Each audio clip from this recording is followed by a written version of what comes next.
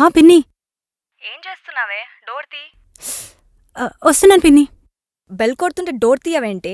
అది కాదు పిన్ని. ఎప్పుడు చూడు ఆ ల్యాప్టాప్తోనే ఉంటావు. అయిపోయావురా నువ్వు. నిన్న నీ వల్ల మా పిన్ని దగ్గర ఎంత షేమ్ అయ్యానో తెలుసా? నేనేం చేశాను? అసలు ఏమైంది?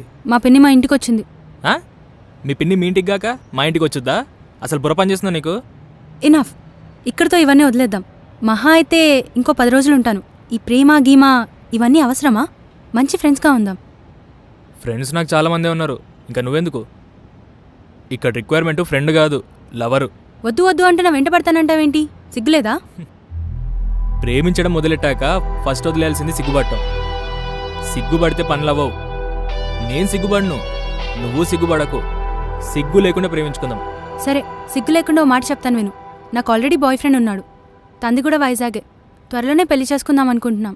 ఇవన్నీ నీకు చెప్తే మళ్ళీ ఫీల్ అవుతా అని చెప్పలేదు. ఓహో, అయితే నా ట్రూలో ఉన్నమాట. హా? I you mad? సరే, అన్నొకసారి నాకు ఫోన్ చేయమని చెప్పు. ఆడెందుకు నీకు చేస్తాడు? చెయ్యాలి.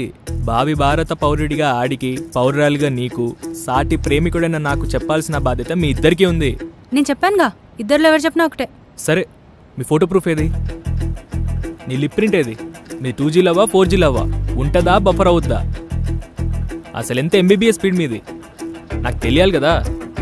రేపెప్పుడో నీకెవరూ లేరని చెప్పి నాకు తెలిసి నేను బాధపడటం, అనవసరంగా వదిలేసానని అనుకోవటం, ఈ తలనొప్పులంతా నాకు అవసరమా? ప్రూఫ్లు చూపించి కనెక్షన్ కట్ చేసుకుని వెళ్ళిపో, సరేనా? రైట్. ఇంకా నీ కర్మ. నువ్వు ట్రై చేసుకుంటావో ఎందులో పడిచేస్తావో నీ ఇష్టం. నా ఒపీనియన్ మాత్రం మారదు. లవ్లో ఫార్మాలిటీస్ అన్నీ నువ్వే కరెక్ట్గా ఫాలో అవుతున్నావు.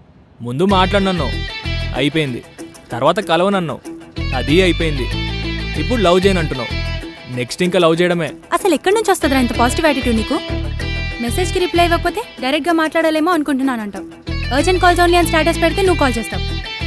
అసలు నీ క్యారెక్టర్ ఏంట్రా? నాకు క్యారెక్టర్ లేదు. ఏ క్యారెక్టర్ పడితే ఆ క్యారెక్టర్ నేను చేయలేను. నేను మనిషిని. నాకు బాధ, కోపం, ప్రేమ, కామం అన్నీ ఉన్నాయి. ఏదెప్పుడు ఎటు డామినేట్ చేస్తుంటే అటువైపు వెళ్ళిపోతుంటాను. నీ స్వార్థం కోసం నన్ను క్యారెక్టర్లో బంధించకు, నేను చేయలేను. ఇక్కడ ఉన్న వాళ్ళందరూ యాక్టర్సే.